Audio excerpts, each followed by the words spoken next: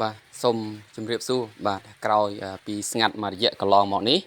ខ្ញុំក៏មិនសូវបានបង្ហាញជូនពុកម៉ែបងប្អូនពីសកម្មភាពទិញលក់គោផងដែរបាទតែថ្ងៃនេះបាទអញ្ចឹងយើងបាន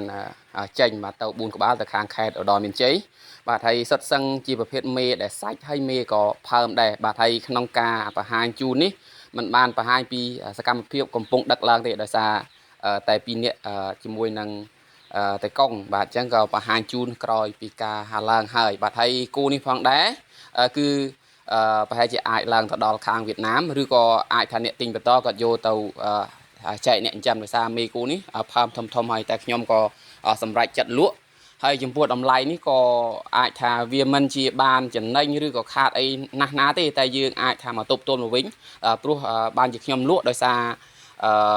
រាល់ថ្ងៃនេះវារៀងជាអៀតក្រោលផងហើយការដេកនេះកាលណាដែលវាជាអៀតពេកយើងមើលថែវាមិនដិតដល់វាក៏មិនសូវឡើងសាច់ចឹងហើយខ្ញុំក៏បំបែកជាមួយមេដែលຂະຫນាតធំនេះយកចេញសិនហើយយើងទុកតែចំនួនដែលថាវាអាចដេកទៅតលាយអញ្ចឹងហើយងាយស្រួលក្នុងការគ្រប់គ្រងបាទអញ្ចឹងជាបន្តនេះខ្ញុំចង់បង្ហាញជូនពុកម៉ែបងប្អូនថារាល់ថ្ងៃនេះនៅខាងខ្ញុំនេះមិនសូវជាសម្បូរជាមួយនឹងអ្នកទិញចាំទេបាទមានតែអ្នកទិញគិតជាសាច់ចឹងហើយក៏ខ្ញុំក៏សម្រេចចិត្តលក់ក្នុងតម្រូវការរបៀបនឹងតែម្ដងតែបើសិនជាបងប្អូនចង់បានជាមួយមេដែលជាប់គោក្នុងតម្លៃសមរម្យមកក្រោលរបស់ខ្ញុំក៏មានដែរបាទអញ្ចឹងយើងអាចមានលក់បន្តបន្ទាប់ទៀត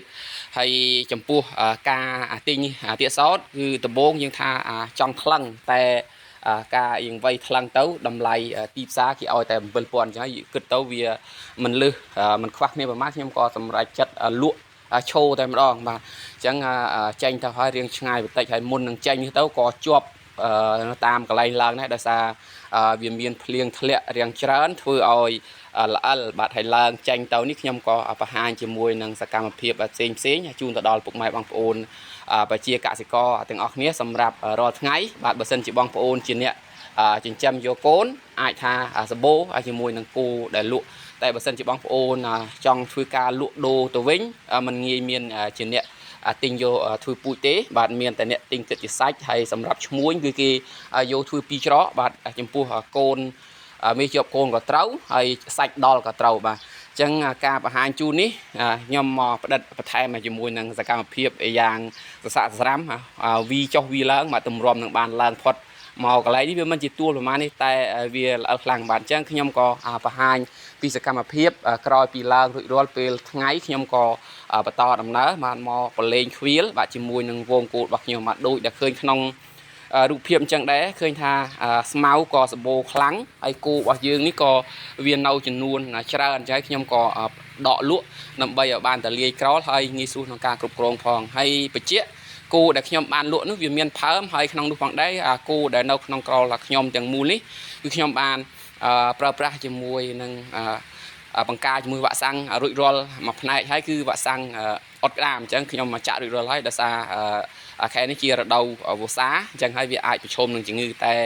បើសិនជាបងប្អូនមានតម្រូវការចាក់ក៏ចាក់បើសិនជាបងប្អូនគិតថាมันពិបាកចាក់នេះជារឿងមួយផ្សេងតែសម្រាប់ខ្ញុំគឺខ្ញុំចាក់រួចរាល់បាទដូចដែលឃើញក្នុងវីដេអូអញ្ចឹងស្មៅក៏ច្រើនខៀវសង្ងាត់តែម្ដងហើយគូក៏វាស៊ីរៀងរឹកបន្តិចហើយដោយសារស្មៅវាសម្បូរហើយនៅក្រោលរបស់ខ្ញុំក៏វាមានជាមួយនឹងស្មៅដាំបាទសម្រាប់ឲ្យវាស៊ីដែរតែយើងចេះតែអាចថាថ្ងៃណាដែលតនេឬក៏ថ្ងៃដែលវាមិនសូវមានភ្លៀងយើងអាចកាត់យកមកកិនឲ្យវាស៊ីក្នុងក្រោលបានហើយបើសិនជាភ្លៀងដូចពីថ្ងៃដែលខ្ញុំបានឡើងវាពិបាកកាលណាយើងកាប់យកមកកិនធ្វើឲ្យស្មៅវាសើមខ្លាំងហើយវាអួលអញ្ចឹងហើយខ្ញុំក៏អត់បានកាប់ទេឲ្យស៊ីតាមវាហើយយើងមកដល់ក្រោលក៏ចូលដេកធម្មតាហើយពេលដែលត្រឡប់មកដល់ក្រោលខ្ញុំក៏មានការធ្វើការសម្អាតជាមួយនឹងក្រោលខ្លះមិនបានស្អាតល្អទេគាត់ថាអាចជួយវាបានគឺអ្វីដែលយើងជួយបានគឺយើងដាក់មុងទៅដើម្បីឲ្យវាបានដេកស្រួលក្រោយចូលទៅដល់កុំឲ្យសូវមានមូសខាំបាទចឹងឃើញក្នុងសកម្មភាពចឹងសុទ្ធសឹងតែមេជាប់កូនបាទហើយមានមេខ្លះក៏យើងទុកធ្វើពូជខ្លួនឯងមេខ្លះក៏យើងត្រូវថ្លៃគ្នាជាមួយមេដែលយើងទិញចូលយើងក៏ធ្វើការលក់បាទចឹងបងប្អូនអ្នកដែលចាប់អារម្មណ៍បាទចង់បានហើយចង់ដឹងចង់ឃើញផ្ទាល់អាចមកមើលនៅអាស័យដ្ឋានខ្ញុំបានផ្ទាល់នៅភូមិដងរែកឃុំពទាឆ្មាស្រុកថ្មពួកខេត្តបន្ទាយមានជ័យឬក៏ បងប្អូនតំណតំណងមកតាមលេខទូរស័ព្ទ09789789097បាទហើយសម្រាប់វីដេអូគឺខ្ញុំសូមបង្ហាញជូនតែត្រឹមហ្នឹងទៅដល់បងប្អូនប្រជាកសិករលោកតាលោកយាយអ៊ំពូមីងមិនថាតែក្នុងប្រទេសក៏ដូចជាក្រៅប្រទេសដែលតែងតាមដានជាមួយនឹង Channel YouTube របស់ខ្ញុំបាទផ្ទាល់បាទជាចុងក្រោយខ្ញុំបាទសូមអរគុណនិងសូមជម្រាបលា